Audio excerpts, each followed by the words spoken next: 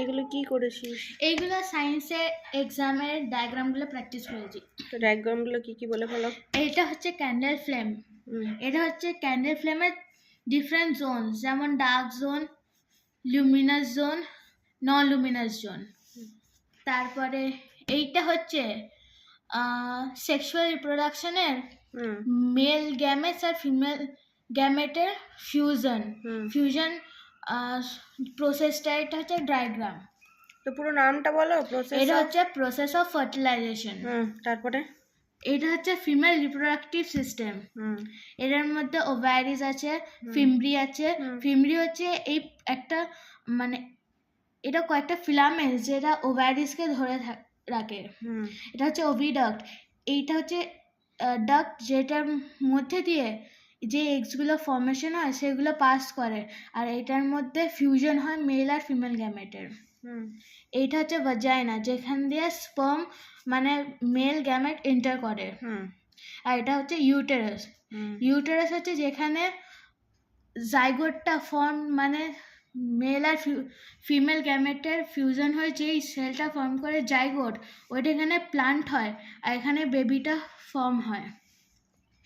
তারপর এখানে হচ্ছে মেল রিপ্রোডাক্টিভ সিস্টেম। এইটা হচ্ছে মেলের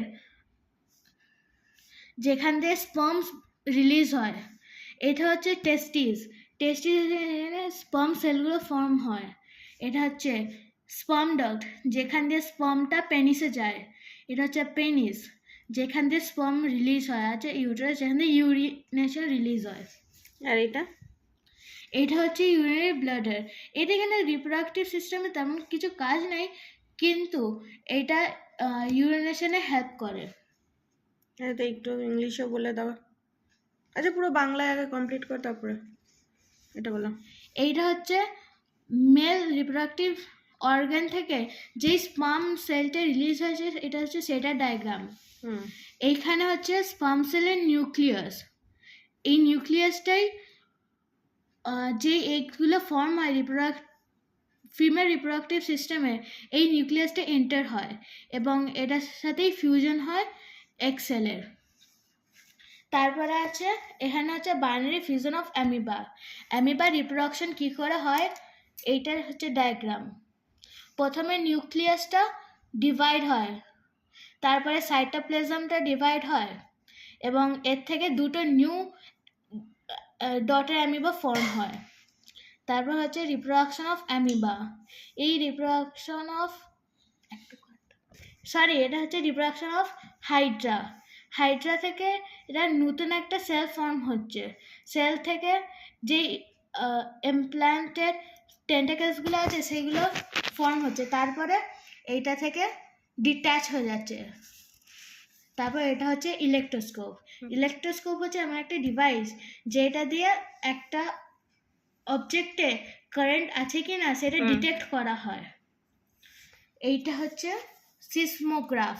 এটা হচ্ছে এমন একটা ডিভাইস যেটা দিয়ে আর্থকুয়েকে সিসমিক ওয়েভসগুলো মেজার করা হয়, আর তার মধ্যে হচ্ছে এটা Richter scale.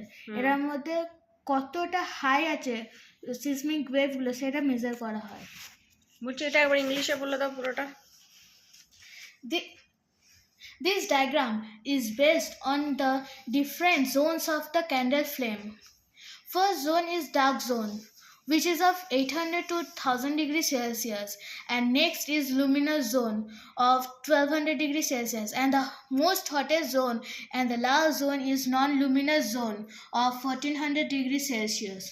Then this diagram is based on the process of fertilization, where male reproductive cell fuses with the female reproductive cell, that is ovum.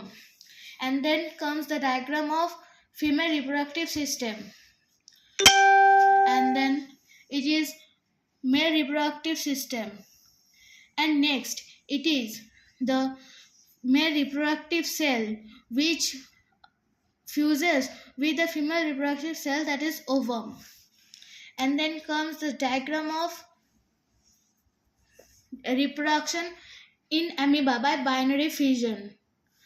First is nucleus divides into two parts, then is cytoplasm, the outer body, divides, and then at last, here two daughter amoebas are formed.